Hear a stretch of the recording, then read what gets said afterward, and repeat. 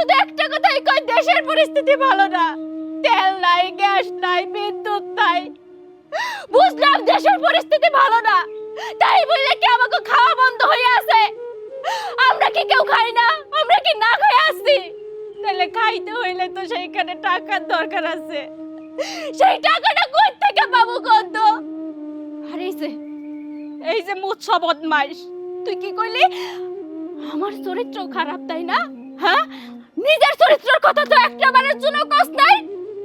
আমার স্বামী নাই বইলা, আমার স্বামী মরার পর থেকে তুই আমার দিকে নজর দিয়ে রাখছস।